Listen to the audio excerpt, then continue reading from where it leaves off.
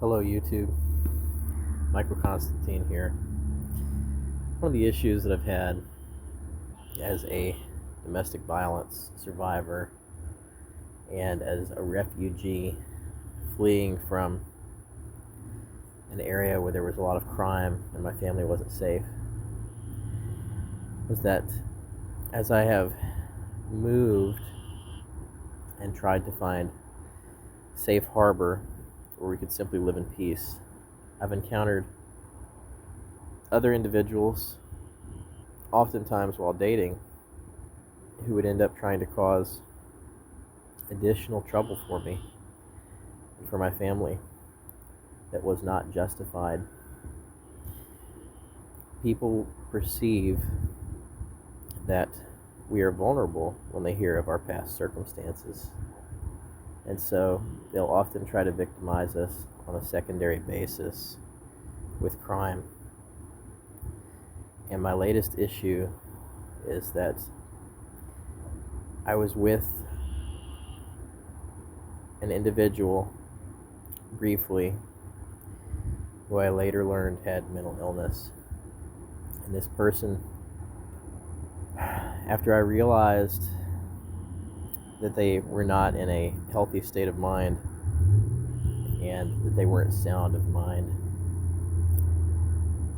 and they didn't appreciate the help that I was giving to them with their circumstances, I broke off that brief relationship that we had, only to find in the days that followed that they had come to my home to cut my sewer line. And initially I found that my sewer line had 3 cuts in it, and then a few days later I came back out to find 2 additional cuts, indicating to me that somebody had done additional damage to it.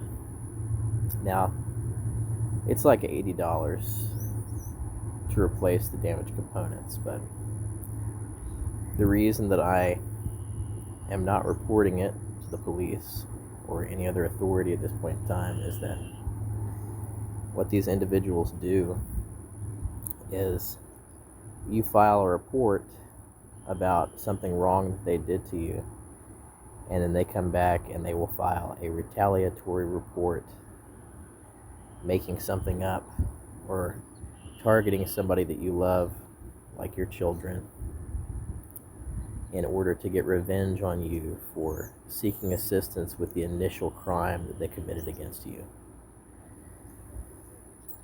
It's very unjust, and the truth is that law enforcement rarely prosecutes false reporters. I'm going to show you the damage, but I haven't figured out how to address this issue. All I can say is that I am writing to people who set public policy, trying to figure out a way to get them to track and prosecute people who are engaging in swatting, i.e. false reports to law enforcement or other authorities to terrorize people that they have already victimized with crime. This is my sewer line. You can see there's ants on it. The ants are here because it's leaking. Here's why it's leaking. Somebody took a knife and they cut it. Not just in that one spot either. There's more than one place. There's 5 places. Somebody went out of their way to break my sewer line. There's 2 additional cuts right here as well. I just bought this 2 months ago. It cost almost $80, not including the accessories. That's what I have to deal with. Now, it seems like it's a low-level thing, except stuff like this has happened to me several times before. I had a guy who stole $800 from me turn around and threaten to file false reports against me and my family if I were to file a false report against him for breach of contract and for theft. It's crazy because when people perceive any kind of vulnerability about you, they will try to fully exploit those circumstances, especially when you're a special victim or you've been a victim of crime in the past and they don't think that you have any kind of outside support or the means to hire an attorney to have them prosecuted or have them held civilly liable so that they owe you damages. And in some cases, the individuals who are committing the crimes don't have money to pay anyway. They're simply trying to get even with you because they couldn't get what they wanted from you in their own hardship. They were trying to extract some kind of assistance that either you couldn't give, wouldn't give, or didn't have the means to give.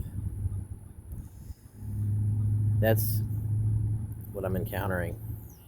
And you have to be very careful about who you date because there are so many of those individuals who are malicious out there.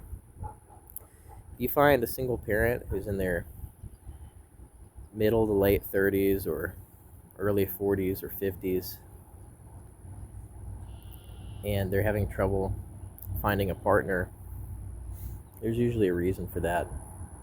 There's usually a serious defect in their mental health or some extenuating circumstances that make it so that no one wants to be with that person.